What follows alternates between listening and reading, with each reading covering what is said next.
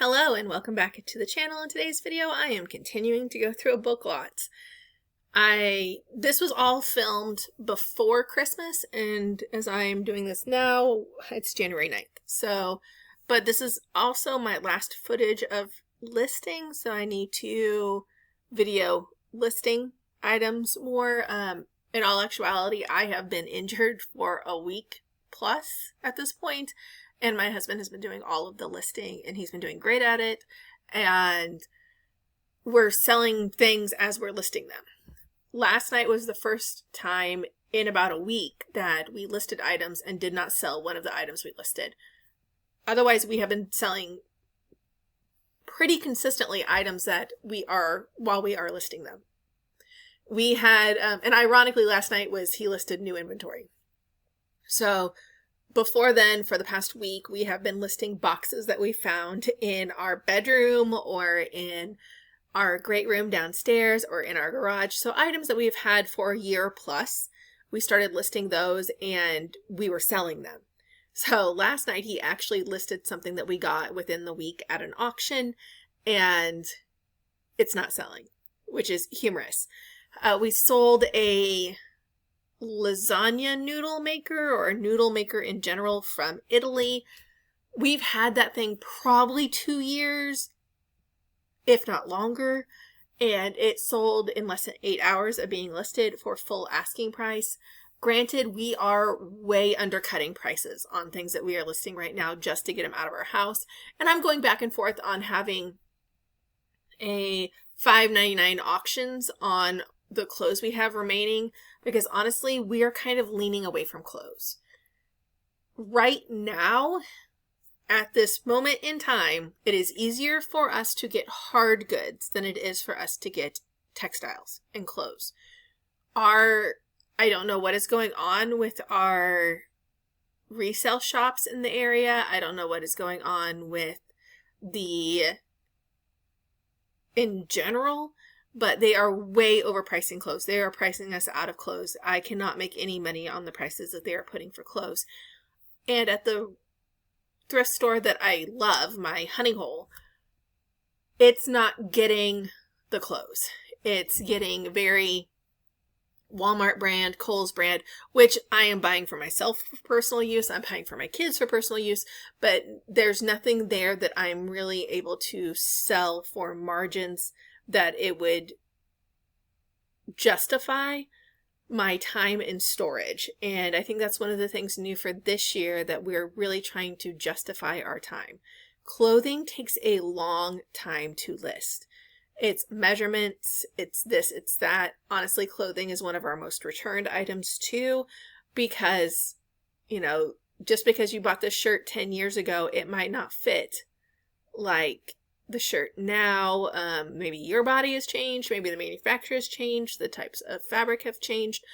So honestly, clothes is not helping us at the moment, and we are able to get hard goods much easier, especially with our local auction house having a once a month online auction. I've also noticed with the once a month online auction that it's gotten a lot more ruthless, cutthroat. There's a lot more people there, but it still is easier in general for us to get hard goods. And hard goods at our local thrift stores have not been priced ridiculously yet, where the clothes has. So yes, I found my personal items for use, but I'm not finding things to sell clothes wise. And we have never sold shoes. We might have one-off shoes here and there. Ironically, they tend to be either new with tags or baby shoes. So I've sold those. But I haven't sold shoes. That being said, my son, bless his heart, we usually pass down his cleats, his soccer cleats. So we're an entire family. We're a soccer family. We usually pass down his soccer cleats to each kid, but he has outpaced even his father in shoe-wise. Ironically, his father was wearing a pair of snow boots that he outgrew. And we may, in the future, sell his soccer cleats that he has outgrown, that his sisters are obviously never going to get to size-wise.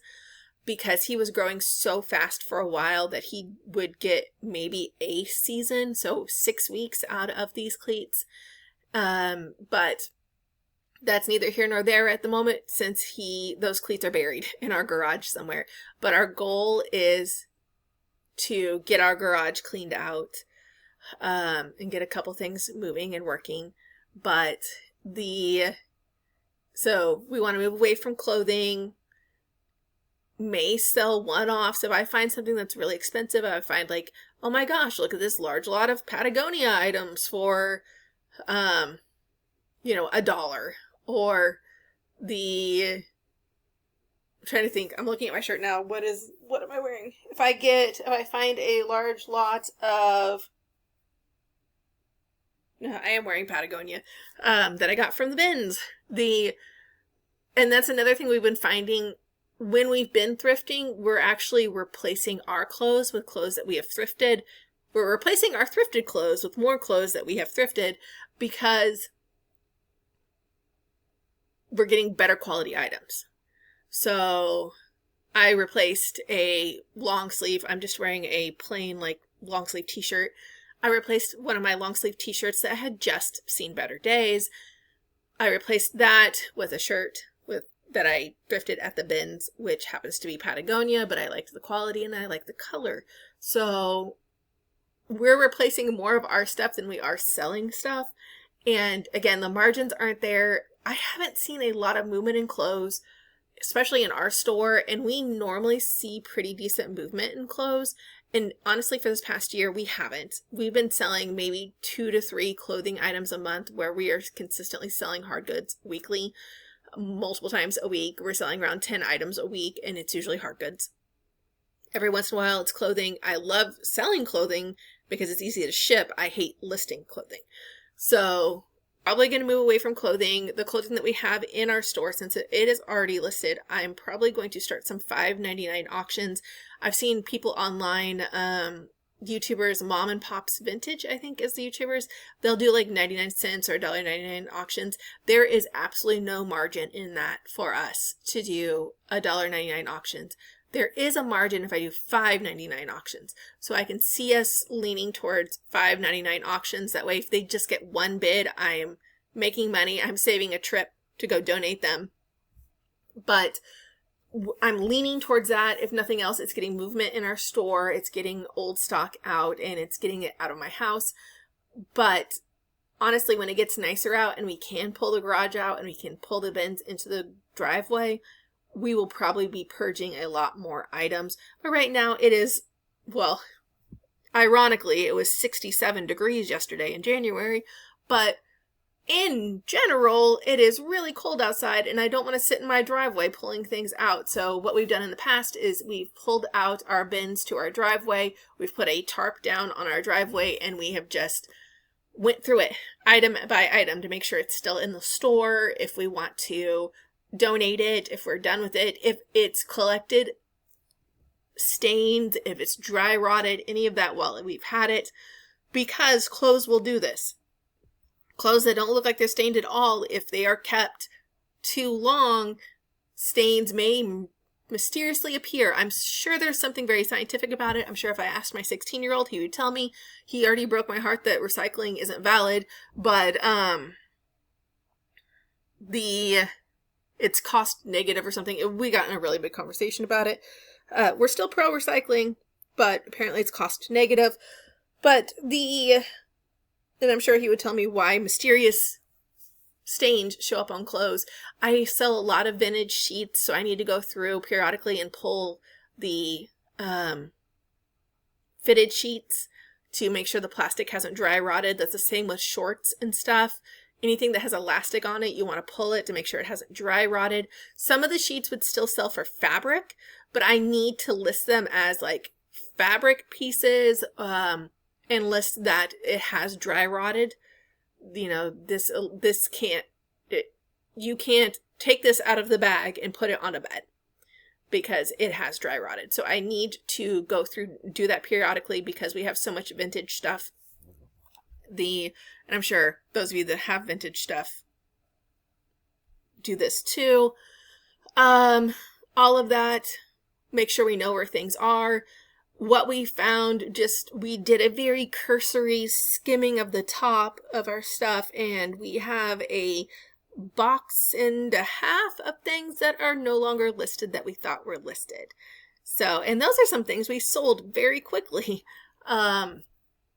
Do I think they would have sold had they been listed? Maybe, maybe not. Did, relisting them with new pictures, new everything, new descriptions help? Yeah, probably. Did it piss me off that I'm storing these things that are no longer listed in my store? 100%.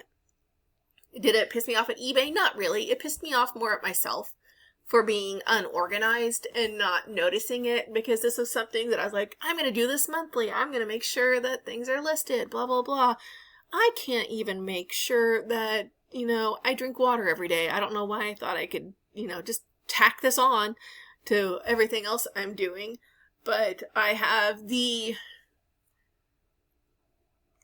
I don't think I would call it disease. I have the affliction that I can do everything all the time.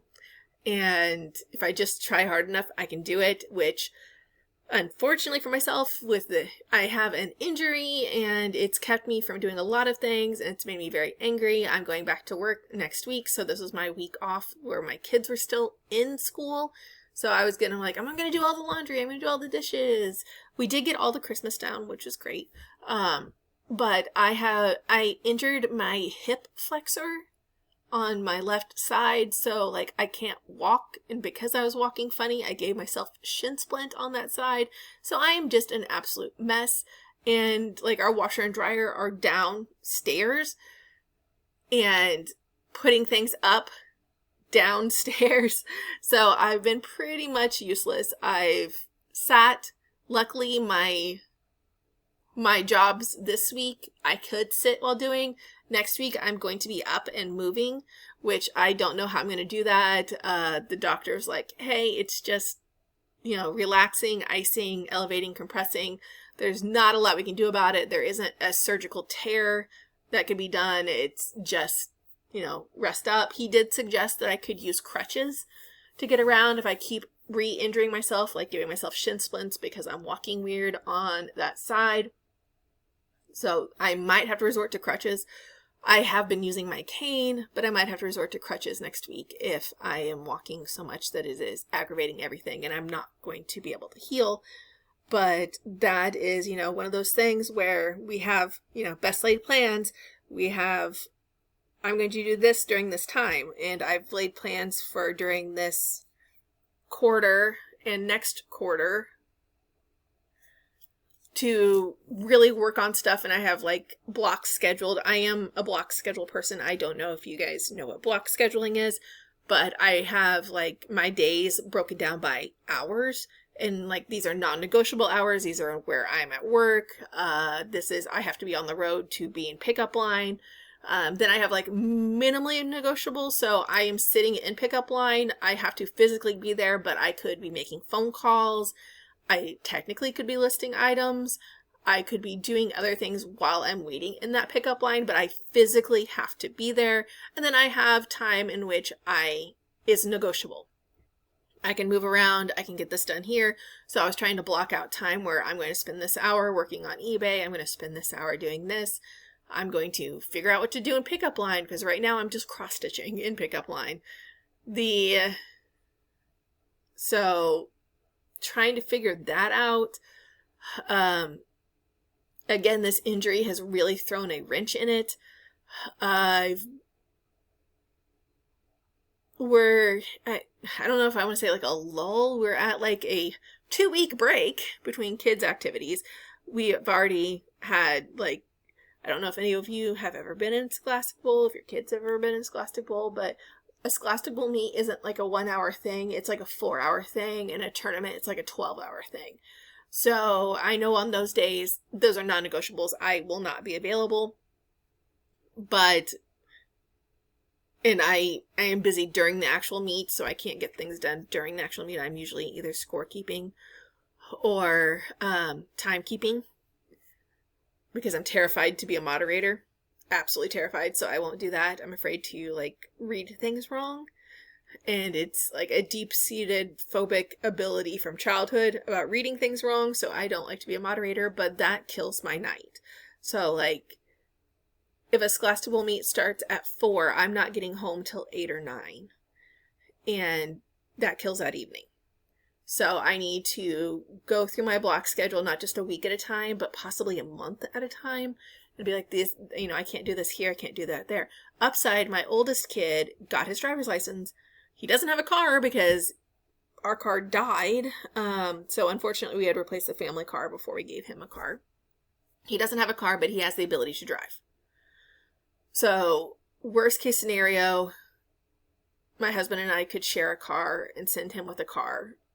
Be like, okay, you have to do this because musical is going to start. And again, theater kid here. He could be at musical practice till 10 or 11 at night. I don't want to go sit in a parking lot at 11 at night and wait on him. So that is something where maybe I give him my car and he goes and does that. So I'm trying to figure out how to ease my load while being more productive. Some of you guys can probably relate to that, but thank you for watching my video. Please like and subscribe and have a productive day.